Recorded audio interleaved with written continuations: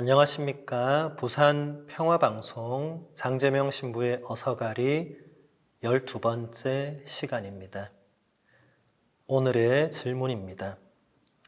성경은 무엇을 이야기하고 있나요? 지금 계속해서 3강 연속으로 지금 성경에 대해서 배우고 있습니다. 유캐프렌즈는 간단하게 대답을 합니다. 성경은 크게 구약과 신약으로 나뉘어요. 먼저 세상의 창조에 대한 이야기에서 시작하여 인간이 어떻게 하느님에 대해서 알게 되었는지를 이야기하고 새 하늘과 새 땅이 올 거라는 약속으로 끝을 맺어요. 세 줄로 성경을 다 설명하고 있습니다. 근데 이렇게만 설명하면 너무 간단하니까 제가 이 시간에 아주 조금만 더 보도록 하겠습니다. 먼저 구약 성경은 예수님께서 이 세상에 오시기 전까지 세상의 창조와 인간을 향한 하느님의 계획과 말씀과 행동들을 증언하고 있는 기록들의 모음집이라고 할 수가 있습니다. 구약 성경의 기록들은 인류의 종교 역사에서 일종의 혁명적인 모습을 보여줍니다. 그게 무엇이냐면 그 옛날 이스라엘 주변의 거의 모든 민족들이, 그러니까 고대를 말하는 거죠. 고대 세계에서는 사람들이 수많은 신들을 경배했습니다. 그런데 이 구약 성경의 그 이스라엘 민족은 온 세상에 오직 한 분의 하느님만이 계신다는 그런 믿음이 생겨난 거죠. 그러니까 신이 정말 많아요. 여러분 그리스 로마 신화 읽어보신 분은 아시겠지만 신들이 정말 많습니다. 이제 그런 세계를 고대인들이 살아왔는데 어떻게 보면 진짜 이스라엘이 정말 그 세계에서 그 수많은 신들이 있다고 하는데도 우리는 유일한 한 분이신 하느님을 믿는다. 이렇게 나온 거죠. 이것이 어떻게 보면 혁명적인 일이다. 그런데 또 구약 성경을 읽다 보면 폭력적인 내용들도 이렇게 담겨져 있습니다. 대단히 솔직하고 구체적으로 그런 폭력적인 장면들이 묘사되어 있는 것을 읽어볼 수 있죠. 또 가끔 하느님의 모습도 폭력적으로 표현되기도 하죠. 내가 다 쓸어버리겠다든지, 노아에게 방주를 만들으라고 내가 나머지는 다 쓸어버리겠다고, 이스라엘에게, 여호수아에게, 모세에게 전쟁을 지시하고 내가 다 전멸하겠다. 사람들이 이런 구절을 읽으면 하느님이 어떻게, 사랑의 하느님이 어떻게 저런 표현을 할 수 있나 오해할 수 있죠. 그 오해해서는 안 되겠지만 이것은 성경이 우리 인간의 현실 속에 존재하는 그런 고통과 그런 시련과 어려운 면들을 보여주는 그런 측면이 있습니다. 하느님께서는 인간의 삶의 모든 부분에서 활동하는 분이십니다.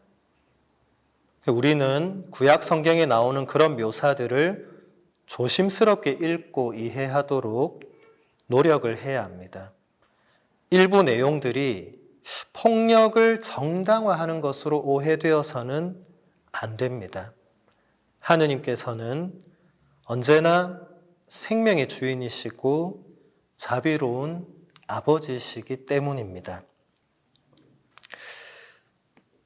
구약 성경의 첫 번째 책들은 이 5개가 하나로 묶여져 있죠. 창세기, 탈출기, 레위기, 민수기, 신명기 이렇게 해서 우리가 주로 모세오경이라고 부르는 책들, 그것을 우리가 히브리어로, 우리가 처음으로 이제 히브리어를 한번 배워볼 건데 히브리어로 이것을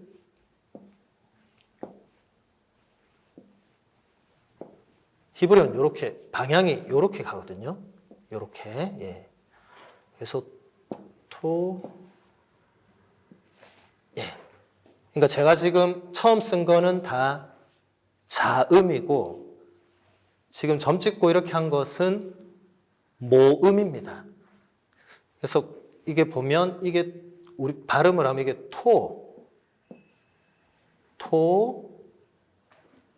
라. 이 거꾸로 쓰려니까 참 어렵네요. 라. 예. 완전 이상하지만 예. 토라. 예, 다시 써보겠습니다. 토라. 히브리어로 토라. 이것은 원래 뜻은 법 혹은 가르침 이런 겁니다. 그러니까 구약 성경의 첫 번째 그 5권의 책을 히브리 사람들은 토라라고 합니다. 우리는 모세오경으로 지금 번역을 하는데 그것이 바로 율법, 하느님의 가르침을 담고 있다는 의미가 되죠. 이 모세오경은 시나이산에서 모세에게 계시된 10계명을 정점으로 하는 계시를 포함하고 있기에 계명이라고도 불립니다.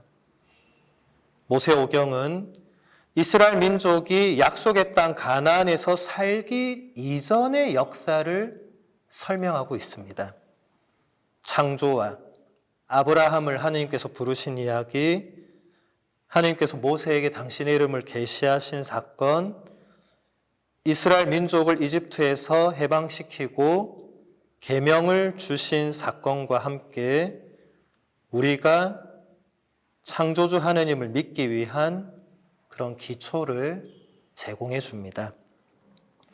그 뒤에 나오는 책들을 우리가 큰 범주로 역사서라고 하는데 이 책들은 하느님의 계획이 다양한 시대 안에서 어떻게 실현되고 어떤 문제들이 생겨났는지를 보여줍니다. 전체적으로 보면 1000년이 넘는 그 역사의 흐름 속에서 하느님께서 어떻게 이스라엘 백성과 항상 함께 하셨는지를 잘 보여줍니다.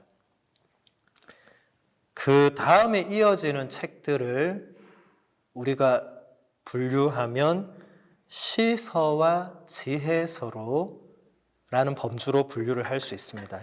이 책들은 이스라엘 민족이 그들의 고유한 경험을 되돌아보고 그것을 통해서 다양한 성찰들을 모아놓은 것입니다.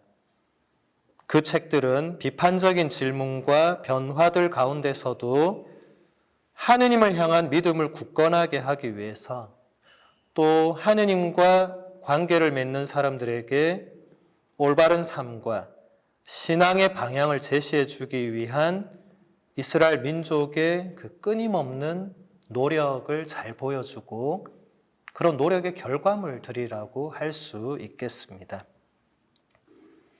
그 다음으로 이어지는 책들은 예언서들인데 그 책들에 보면 예언자들이 등장해서 하느님께서 어떤 시각으로 세상과 사람들을 보시는지를 전해줍니다. 예언자들은 사람들에게 하느님의 말씀을 전해주었을 뿐만 아니라 하느님의 업적에 대한 시야를 열어주었습니다. 예언서들 없이는 신약 성경과 예수 그리스도를 이해할 수가 없습니다. 예언자들이 전해주는 하느님의 힘이 담겨있는 메시지와 하느님의 뜻을 전하기 위한 그들의 굳건한 모습은 우리에게 하느님의 사람이 어떤 사람인지를 잘 가르쳐 줍니다. 그러니까 교우님들 헷갈리지 않으셔야 되는 게 우리가 일반적으로 예언자라고 하면 흔히 노스트라다무스 같은 사람을 떠올리죠. 뭐 하는 사람이죠? 미래에 일어날 일을 미리 말해주는 사람이죠. 근데 우리 구약 성경에 나오는 예언자들은 전혀 그런 종류의 사람들이 아니고 하느님께서 우리에게 지금 뭘 원하시는지, 지금 하느님께서 우리에게 어떤 말씀을 하시는지 그것을 전해주는 하느님의 사람들이다. 분명히 구분하셔야 됩니다. 예. 한글로는 같은 예언자지만 같은 예언의 뜻이 아닙니다. 완전히 다른 겁니다.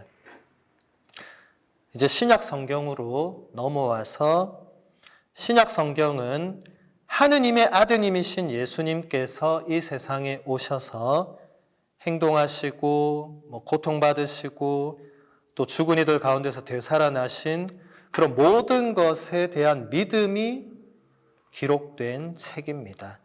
예수님을 통해서 또 그분을 따르라는 부르심을 통해서 그리고 제자들의 선교를 통해서 교회가 생겨나게 되죠.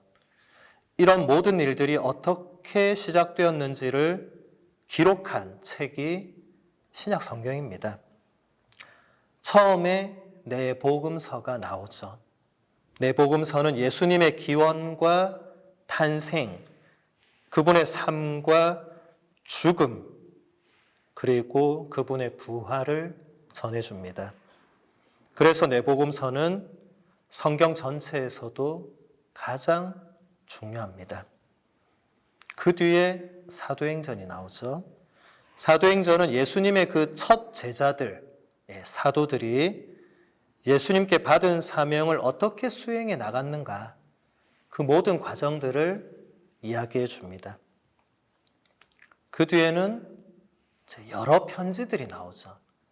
사도 바울의 편지, 베드로의 편지, 요한의 편지, 많은 또 그 사도들이 남긴 그 편지들은 교회가 어떻게 생겨나고 퍼져나갔는지를 또 잘 보여줍니다.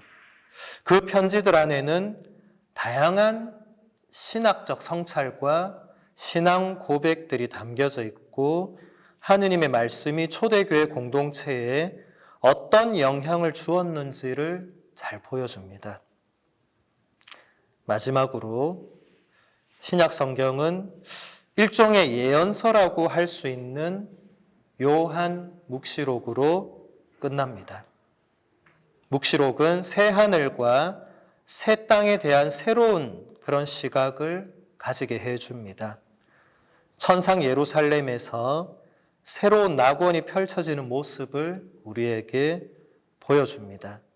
이 낙원에서 하느님의 약속은 완전하게 실현될 것이고 하느님을 믿는 모든 사람은 완전한 믿음 안에서 살아가게 될 것입니다.